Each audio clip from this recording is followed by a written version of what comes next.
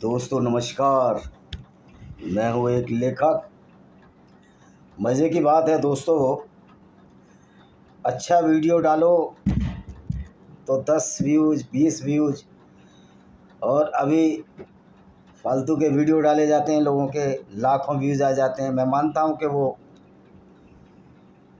वो जो व्यूज़ बनाते हैं वो सारे नकली होते हैं, क्योंकि वो पैसा देकर व्यूज़ बनाए जाते हैं। मैं इस बात को जानता हूँ। तो दोस्तों मैं अभी आ रहा हूँ, 1 मिनट रुकिए। मैं सारी किताबें ला रहा हूँ, नन्नू के लिए भी ला रहा हूँ। आ रहा हूँ नन्नू।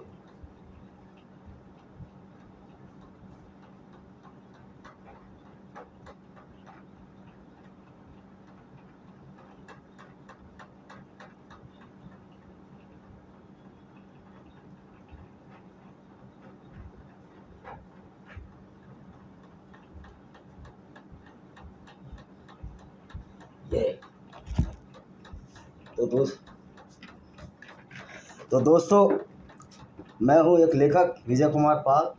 ये मेरी किताब है lament of Sinjar, tears of Yazidi women. इस किताब में बताया गया है किस तरह गैर मुस्लिमों के साथ ज्यादती की अबू बकर अल बगदादी ने। उसका पूरा खुलासा है, इसको पढ़िए। यह आपको अमेज़न और फ्लिपकार्ट पर मिल जाएगी। इसी तरह मेरी बहुत सी किताबें हैं। जौहर है इन इंडियन सब कॉन्टिनेंट, जिसमें बताया गया है कि इस्लाम के नाम पर हिंदू औरतों के साथ किस तरह बलात्कार किए गए। ये मेरी तीसरी किताब है लॉस्ट पैराडाइज कश्मीर। किस तरह इस्लाम की वजह से जब मीर अली हमदानी आया तो कश्मीर का विध्वंस हो गया इस्लाम आने से। ये मेरी चौथी किताब है डिस्क्रिमिनेटेड हिंदूज बाई विजय कुमार पाल। इसको भी आप पढ़िए कि हिंदुओं का किस तरह विनाश हुआ। इसी तरह ये मेरी पैरानोइया ऑफ कल्ट्स है, क्या इस्लाम वास्तव में कोई अच्छी विचारधारा है। सर्टेन निश्चित तौर पर ये इस किताब में बताया गया है। इसी तरह मेरी ब्लेंडर ऑफ ब्लेस्फेमी है कि किस तरह ब्लेस्फेमी के झूठे आरोप गैर मुस्लिमों पर लगाए जा रहे हैं। आज मेरा सब्जेक्ट भी यही रहेगा, आप इस वीडियो को ज़रूर देखते रहिए। और ये किताब है मेरी ब्लैक डॉट्स ऑफ टेररिज्म। ये भी, इसमें सारे वो आतंकवादी समूह हैं जो लोगों की हत्याएं कर रहे हैं, इंसानियत का खून कर रहे हैं। इस किताब को भी आप खरीदिए, और इस किताब को भी आप खरीदिए Invaders and Hidden Facts by Vijay Kumar Pal. किस तरह भारत की बर्बादी का सबब ये इस्लाम बना, और किस तरह से इस्लाम ने लोगों को परेशान किया, बर्बाद किया। ये सब इन किताबों में है, आप इनको ज़रूर पढ़िए। और भी 2 किताबें हैं, और 2 और हैं, वो बाद में आप जब अमेज़न पर सर्च करोगे सब मिल जाएगी। तो दोस्तों आज इस्लाम की सच्चाई बताने पर क्यों ब्लेस्फेमी लगती है। अगर नूपुर शर्मा ने बोला कि मोहम्मद ने 6 साल की आयशा के साथ निकाह पढ़ा और 9 साल की उम्र में उसके साथ रुखसती की, यानी इंटरकोर्स किया, तो इसमें ब्लेस्फेमी किधर है। देखा जाए तो कुरान से कोई बड़ी ब्लेस्फेमियस किताब नहीं है। कुरान से बड़ी कोई ऐसी किताब नहीं है जो इंसान की निंदा करती है, गैर मुस्लिम की निंदा करती है, इंसानियत की निंदा करती है, मानवता के खिलाफ ये किताब है। तो सबसे बड़ी अगर इस निंदा है तो ये कुरान और इस्लाम की विचारधारा है, क्योंकि कुरान और इस्लाम की जो विचारधारा है वो इस निंदा को प्रश्रय देती है। इसका सच्चाई इस बात पर परिलक्षित होती है कि ये किताब किसी भी गैर मुस्लिम को गालियाँ देती है। गालियाँ देने का मतलब माँ बहन की गालियाँ नहीं देती, यानी कि कहती है कि गैर मुस्लिम नजस हैं, पोटी जितने गंदे हैं। ये कुरान का सूरा अल बकरा चैप्टर 2 पढ़ लो, आपको समझ में आ जाएगी कि किस तरह इस्लाम दूसरे धर्मों, दूसरी विचारधाराओं का मान करता है, उनकी निंदा करता है। जब ये कहते हैं बिस्मिल्लाहिर्रहमानिर्रहीम, ला इलाहा इल्लल्लाह, नहीं है कोई अल्लाह के सिवाय कोई माबूद यानी बनाने वाला, वहीं पर ये दूसरी आइडियोलॉजी की निंदा करते हैं। और जो दूसरे विचारधारा को मानने वाले लोग हैं उनको ये इंसान ही नहीं मानते, उनको ये जानवर मानते हैं, उनको नीच मानते हैं, उनको नजस पोटी जितना गंदा मानते हैं। अरेबिक में नजस का मतलब है पोटी जितना गंदा। अब बताइए, कोई भी व्यक्ति जिसको पोटी जितना गंदा कहा जा रहा हो इन नेताओं को छोड़ दीजिए। नेताओं को तो अखिलेश यादव जैसे नेताओं को या किसी भी और भी नेताओं को इनको नजस पोटी जितना गंदा कहो, लेकिन इनको इस्लाम में कोई बुराई नहीं दिखेगी। न इन वामपंथियों को इस्लाम में बुराई दिखती, क्योंकि वामपंथ और इस्लाम लगभग एक जैसे हैं। वामपंथ में भी जो वामपंथी विचारधारा को नहीं मानता, उनके सैकड़ों कत्ल हुए हैं, उनके दावों को कुचल दिया गया है, उनके जीवन को अक्षम्य बनाकर उनको कत्ल कर दिया गया है। इसी तरह से इस्लाम भी, जो इस्लाम को नहीं मानते, जो मुसलमान नहीं हैं, उनको कत्ल करने की एक बहुत बड़ी साजिश का नाम इस्लाम है। हाँ, ये साजिश ही है जब पूरी दुनिया के मानव मूल्य जो कि उस विचारधारा को नहीं मानते, कुरान को नहीं मानते, इस्लाम को नहीं मानते, उनको कत्लो गारत कर दिया जाए। इतिहास गवाह है, हिटलर को भी बुरा कहने वाले करोड़ों लोग हैं। हिटलर ने 50 लाख यहूदी मारे, लेकिन इस्लाम के पैगंबर ने जो विचारधारा चलाई, जिनको कि हम मोहम्मद बिन अब्दुल्ला या मोहम्मद सल्लल्लाहु अलैहि वसल्लम के नाम से जानते हैं, उनकी निंदा करना फिर ब्लेस्फेमी कैसे हो गया? क्योंकि मोहम्मद की विचारधारा ने तो करोड़ों औरतों के सुहाग उजाड़े, उनकी असमतें लूटी, उनके घरों को उजाड़ा, उनके मंदिर तोड़े, उनके गिरजे तोड़े, उनके चर्च तोड़े, उनके सारे पूजा स्थलों को तोड़ दिया गया। तो फिर मोहम्मद खराब था या हिटलर खराब था? जब हिटलर का स्वास्थ्य चिन्ह मिटा दिया गया, तो मैं पूछना चाहता हूँ, अभी इस्लामिक विचारधारा के चिन्ह क्यों चल रहे हैं? निश्चित तौर पर हमारी वो लड़ाई इस्लाम के प्रति इतनी तेज़ी से नहीं हुई जो होनी चाहिए थे। जब हिटलर को लोग हरा सकते हैं, जो कि बहुत बड़ा तानाशाह था, तो उससे भी बड़ा तानाशाह जो विचारधारा को चला गया, उसको हम मोहम्मद बिन या पैगंबर रसूलुल्लाह मानते हैं। क्या ये तानाशाही नहीं है? अगर आप किसी दूसरे व्यक्ति को, जो आपकी विचारधारा को नहीं मान रहा, जो इस्लाम के फ्रॉड को नहीं मान रहा, क्योंकि इस्लाम में बहुत सारे फ्रॉड हैं। चांद के 2 टुकड़े मोहम्मद ने अपनी उंगली से कर दिए, ये क्या फ्रॉड नहीं है? ये उसी तरह का फ्रॉड है जिस तरह के हनुमान जी ने सूर्य खा लिया था, वो भी एक बहुत बड़ा फ्रॉड है। तो जब हम उसको नहीं मानते, तो इस चीज़ को हमारे मुस्लिम भाई क्यों मानते हैं?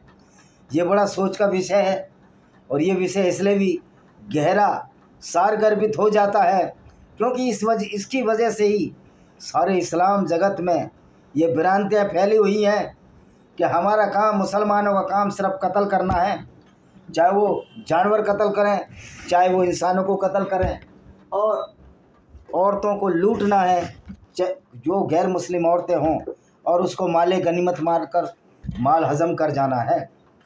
क्या ये पूरी दुनिया के लिए शर्म का विषय नहीं होना चाहिए कि एक व्यक्ति जिसने पूरी ज़िंदगी काफ़िले लूटे, जो सिर्फ औरतों को लूटने और माल लूटने के लिए गया, उस प्यारे पैगंबर नबी की सच्चाई बताने में उनके शान में गुस्ताखी कहाँ हो जाती है? अगर नबी की शान में गुस्ताखी होती है तो नबी के कर्मों से होती है, उनके उन विचारों से होती है जो विचार उन्होंने अरबियों पर थोपे और उन सीधे साधे अरबियों को बहला फुसला कर उनको एक अपराध की दुनिया में मोड़ दिया। मदीना में और मक्का में लोग रह रहे थे, अच्छे भले रह रहे थे, सब शांति थी, सुख था। पैगान्स बहुदेववादी भी थे, मूर्ति पूजक भी थे, और अन्य धर्मों को मानने, विचारधाराओं को मानने वाले लोग थे। कहीं कोई झगड़ा नहीं था। लेकिन जैसे ही मोहम्मद साहब ने 610 में इस्लाम को लॉन्च किया, एक अनगाइडेड मिसाइल की तरह, हाँ मैं इसको अनगाइडेड मिसाइल इसलिए कह रहा हूँ कि इसका जो कंट्रोलर था मोहम्मद साहब, वो कोई अच्छे विचार के कंट्रोलर नहीं थे, और इस इस्लाम की मिसाइल में ऐसे ऐसे विचार भर दिए जो किसी तरह से अच्छे विचार तो कहे नहीं जा सकते, बल्कि एक कुत्सित विचारधारा जिसमें क्रिमिनोलॉजी को उचित स्थान दिया गया, सबसे अव्वल दर्जा दिया गया, वाहिद जगह दी गई अपराध को, हैवानियत को, बर्बरता को। और उसमें इनकी हदीसों से ही हमने पढ़ा है कि किस तरह मोहम्मद ने बहुत सारी औरतों को सिर्फ इसलिए मरवा दिया कि वो लोग मोहम्मद की बातें मानते नहीं थे, और मोहम्मद ने औरतों को उनकी बूढ़ी औरतों को मरवाकर और उसकी बेटी का किडनैप कर लिया। कृपा की बेटी का किडनैप कर लिया और किडनैप करने के बाद उसे मुसलमानों के हाथ छोड़ दिया, जिससे वो बलात्कार करते रहे। यही काम कश्मीर में हुआ जब 1947 में देश का विभाजन हुआ। ये शाहिद अफरीदी के वंशजों ने यही हिंदू औरतों के साथ बलात्कार करने की कोशिश की, क्योंकि इस्लाम की विचारधारा ऐसी ही है। अब पाकिस्तान की सारी टीम, जिसमें कि बहुत बड़े बड़े मौलाना बन गए हैं, तो मैं उन मौलानाओं से पूछना चाहता हूँ, देखिए इनका ब्रेन वॉश कैसा है। वकार यूनुस बोलता है भारत से ये पाकिस्तान क्रिकेट में हारा, इसका उसको बहुत बड़ा गम नहीं है, बल्कि ये दुख है, बल्कि ये खुशी है कि रिजवान जहीर ने लाखों लोगों के साथ काफिरों के सामने नमाज़ पढ़ी। भाई लाखों लोगों के साथ नमाज़ पढ़ने का मतलब है उसने अपनी मूर्खता जाहिर की, उसने अपनी उस इस्लामिक विचारधारा को जो इंसानियत के खिलाफ है उसका समर्थन किया। ये तो पोल खुल गई, ये तो पोल खुल गया रिजवान जहीर कि जिस तरह पैगंबर मोहम्मद अपनी उल्टी सीधी बातों से लोगों को बेवकूफ़ बनाया करते थे, उसी तरह से ये रिजवान ने, जो पाकिस्तानी क्रिकेटर है, इसने अपनी मूर्खता जाहिर की। और मूर्खों के कोई सींग नहीं हुआ करते। आज इस्लाम को मानने वाले लोगों का ब्रेन वॉश हो चुका है, और ये भाई हमारे पाकिस्तानी मुस्लिम भाई भी समझते हैं। मुझे बड़ी खुशी है कि आज पाकिस्तान की आर्मी में ऐसे भी लोग हैं जो इस्लाम को विश्वास नहीं रखते। हालांकि उनका चेयरपर्सन आसिम मुनीर कहता है कि बिस्मिल्लाहिर्रहमानिर्रहीम, और तो खुद एक मौलवी का बेटा है जो जलंधर से गया था।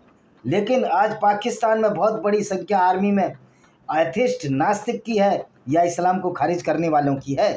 अब मज़े की बात यह है, अगर कोई इस्लाम की सच्चाई बताए और इस्लाम को खारिज करे, नास्तिक हो जाए, वो भी ब्लेस्फेमी है। यानी कि तुम्हारी बात मानो तो ठीक, ना मानो तो ब्लेस्फेमी। भाई कोई व्यक्ति, कोई समझदार व्यक्ति इस्लाम पर चल ही नहीं सकता, क्योंकि इस्लाम एक अच्छे भले व्यक्ति को अपराधी बना देती है। इस बात का प्रूफ मेरी इन किताबों में दिया है, इनको आप पढ़िए, आपको सब समझ में आ जाएगी।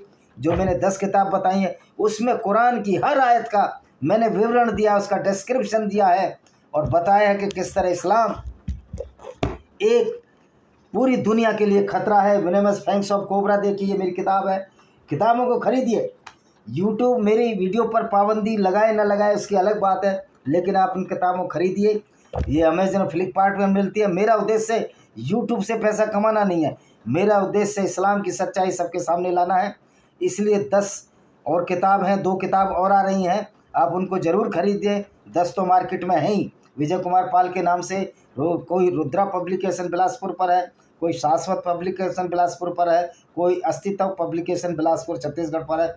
आप इनको ज़रूर खरीदिए। तो दोस्तों, अगर सच्चाई बताना ब्लेस्फेमी है तो इसका मतलब है इस्लाम झूठ का पायल है, इस्लाम झूठ का पाबंद है, इस्लाम झूठ का कायल है, और झूठ पर पलने वाली दुनिया ख्वाबों की दुनिया होती है। ये मानकर सो जाना कि हम तो अल्लाह के बंदे हैं, हमको जन्नत मिल जाएगी, ये कभी हो नहीं सकता, क्योंकि न जन्नत है न जहन्नुम है। आके करने लगो उधर से, न जन्नत है न जहन्नुम है। ये सब एक छलावा है जो कि मोहम्मद ने अपने फ़ायदे के लिए चलाया था। उधर शुरू कर दो, फिर इधर आ जाना, खुला रहने दो, चलाया था। और इसीलिए हम ये कहना चाहते हैं कि आप इन बुकों को, किताबों को ज़रूर पढ़िए। ये मेरी किताब है जिसमें किस तरह से ये जन्नत और जहन्नुम का छलावा बताया गया है। तो दोस्तों, सच्चाई बताना कोई ब्लेस्फेमी नहीं होती, सच्चाई बताना कोई अपराध नहीं होता, लेकिन इस्लाम एक वाहिद आइडियोलॉजी है जिसकी सच्चाई भी बताओ तो मौलानाओं को डर लगने लगता है, पूरा इस्लाम का साम्राज्य हिल जाता है, क्योंकि इस्लाम सच्चाई को बर्दाश्त नहीं कर सकता। जब सच्चाई कड़वी हो तो उस सच्चाई को बर्दाश्त करने की क्षमता उन लोगों में नहीं होती जो बुरे काम करते हैं, बुरी विचारधारा पर यकीन रखते हैं। पहला प्रयास मौलानाओं का ये होता है कि किसी तरह इस्लाम की सच्चाई को न बताया जाए, किसी तरह इस्लाम की सच्चाई को छिपाया जाए। इसके बहाने क्या होते हैं कि अरबी नहीं आती आपको इसका अनुवाद नहीं आता, फिर बोलेंगे मुबारकपुरी का अनुवाद बताओ, फिर बोलेंगे सही मुस्लिम बुखारी की सही मुस्लिम हदीस लाओ, फिर सही बुखारी की हदीस लाओ। और उन सब में भी जब हम अरबी में बता देते हैं इसका ये मतलब है कि बहुत से गैर मुस्लिम भी अरबी मानते हैं, तो कहते हैं फिर ये मुसलमानों को भड़काने लगते हैं कि ये जो नास्तिक हैं, जो सच्चाई बता रहे हैं, इनका सर तन से जुदा कर दो। यानी कि हमेशा डराने धमकाने की कोशिश। जब कोई इनका बस नहीं चलता तो आखिर में ये अपनी गुंडागर्दी पर उतर आते हैं। अब इनको भी समझना चाहिए कि आप 20% पूरी दुनिया का हिस्सा हो और उसमें भी हमारे मुस्लिम भाई तो ख़राब नहीं है। मैं गारंटी से दावा करता हूं अगर हर मुसलमान कुरान को अर्थ के साथ पढ़े, उसका पूरा परिवार इस्लाम छोड़ देगा। क्योंकि कोई भी व्यक्ति ऐसा नहीं चाहता उसका आइकॉन, उसका आदर्श एक ऐसा व्यक्ति हो जो पूरी ज़िंदगी काफिलों को लूटता रहा हो, पूरी ज़िंदगी औरतों के साथ बलात्कार करवाता रहा हो, औरतों को लूटता रहा। कोई भी अपना आदर्श उस व्यक्ति को नहीं मान सकता जो एक अपराधी हो। और ये आपकी कुरान की और कुरान की पढ़ाई और हदीसों से पढ़ने से ज्ञात होता है कि कुरान एक अपराध शास्त्र है और इस्लाम एक आपराधिक विचारधारा है। अब ये बताइए, जब आपकी किताब ही चीख चीख कर बोल रही हैं कि कुरान एक आपराधिक विचारधारा है और मोहम्मद साहब काफिले लूटते थे, मोहम्मद साहब औरतों को बाज़ारों बेचते थे, ये आपकी किताब से मैंने पढ़ा है कि मोहम्मद ने बनु कुरैज़ा यहूदी कबीले की औरतों को लूटा और उनको नजद के बाज़ारों में बेच दिया। इसमें आप इब्ने इसाक 365 अध्याय 83 में साफ साफ लिखा हुआ है। तो दोस्तों, अगर इस्लाम की सच्चाई बताते हैं तो इस्लाम जगत क्यों डरता है, क्यों ब्लास्फेमी का शोर मचाता है? वो कहते हैं ना कि चोर की दाढ़ी में तिनका होता है, तो इनकी दाढ़ी में तिनका नहीं है, इनकी दाढ़ी में पूरा बांस का बांस है। इसलिए झूठ बोलते हैं, भाईचारे की बात करते हैं, मेरा भारत महान की बात करते हैं, जबकि इस्लाम में तो ऐसा कुछ नहीं है। इस्लाम में तो किसी देश की परिकल्पना ही नहीं की गई है। इस्लाम में इस्लाम पहले है, देश बाद में है। अगर आपका इस्लाम पहले है तो आप इस्लाम के हिसाब से काम करोगे, आप इस्लाम की विचारधारा को पढ़ोगे, वैसे ही काम करोगे। फिर गैर मुस्लिमों को आप कत्ल करोगे, क्योंकि इस्लाम में तो गैर मुस्लिमों को कत्ल करने से आपको जन्नत मिल जाएगी और जहन्नुम में गैर मुस्लिम जाएगा, चाहे वो कितने भी अच्छे काम कर लें। यार, तुम्हारा अल्लाह और तुम्हारा पैगंबर होता कौन है ये फैसला करने वाला कि गैर मुस्लिम जहन्नुम में जाएगा जन्नत में जाएगा? जब हमने साबित कर दिया कि तुम्हारा कोई अल्लाह है ही नहीं, अल्लाह एक कल्पना मात्र है और उस कल्पना के आधार पर तुम दूसरों के फैसले करने चल रहे हो, यानी कि पूरी काल्पनिक दुनिया में आप जी रहे हो। आप ऐसे लोग हो जो कि कहते हैं ना, कहावत है built castle in the air, हवाई किले बना रहे हो तुम लोग। और तुम लोग जिसका और ना छोर, खाली हवाई फेर में आप जिए चले जा रहे हो, अपनी ज़िंदगियां खराब कर रहे हो। भाई, इस्लाम की सच्चाई बताना, मोहम्मद की सच्चाई बताना कोई ब्लास्फेमी नहीं है, कोई इसनंदा नहीं है। बल्कि आपके लोग ही कहते हैं, मौलाना कहते हैं कि इस्लाम की सच्चाई को दुनिया के सामने लो तो उसका सवाब मिलता है, उसका अच्छा फ़ायदा मिलता है, उसको उसका वरदान मिलता है। तो भाई, आप जब वरदान मिलता है और तुम्हारा इस्लाम अच्छा है तो लोगों को बताने दो सच्चाई। हाँ, अगर वो किताब से गलत बता रहे हैं तो कहिए। मैं तो सुप्रीम कोर्ट को भी कहना चाहता हूँ, सुप्रीम कोर्ट इस सच्चाई को दबाने से क्यों डरता है? क्या सुप्रीम कोर्ट के जजों ने पैसे खाए हुए हैं इन इस्लामिक मौलानाओं से, या डरते हैं? वो भी स्पष्ट करें, हम डरपोक हैं या लालची हैं। अगर आप लालची हैं तो भी सुप्रीम कोर्ट के पद से आप हट जाएं अगर इस तरह के फैसले देते हैं, जिस तरह नुपुर शर्मा केस में दिया या डॉक्टर वसीम रिजवी केस में दिया। अगर आप डरपोक हैं तो आपको फिर जज रहने का अधिकार नहीं है, क्योंकि कोई भी देश ऐसी संस्थाओं में बैठे, उच्च पदों पर बैठे व्यक्ति को स्वीकार नहीं करता जो कायर हों और लालची हों, जो सच्चाई के बात को सामने ला सकें। और ऐसे मैं जजों को और ऐसे लोगों को लानत देना चाहता हूं जो इस्लाम की सच्चाई को दबाने की कोशिश करते हैं। इन मौलानाओं तो काम है, मौलाना तो अपने अपराधी को भी अच्छा बताएंगे। कौन अपने घर के बेटे को अगर चोरी भी करके आए उसको चोर बताता है? कोई बहुत बिरले ही होंगे जो चोर को चोर कहेगा, वरना अपने बेटे को सब अच्छा ही बताते हैं। वो चाहे कितना भी खूनी हो, कितना भी कत्ली हो। इस संसार का बिगड़ने का यही कारण है कि हम अपनी बुराइयों को नहीं समझते, उनको दूर करने की कोशिश नहीं करते हैं। मौलानाओं, आपको इस्लाम रिफॉर्म करना पड़ेगा। अगर आप इस्लाम रिफॉर्म नहीं करोगे तो हम तो खोल खोल कर सच्चाई बताएंगे, तुम्हारी किताबों से ही लेकर बताएंगे। ये कोई हम इस्लाम की खिलाफत नहीं कर रहे हैं, बल्कि इस्लाम के बारे में बता रहे हैं। हमारे मुस्लिम भाइयों के नौजवान लोगों को हम बता रहे हैं कि आप इस्लाम के चक्कर में पड़कर क्या क्या गलत कार्य कर सकते हो। तो वास्तव में यही मेरा संदेश था। और मैं इसी के साथ इस वीडियो को विराम देता हूँ। वंदे मातरम, जय हिंद, आपका दिन शुभ हो।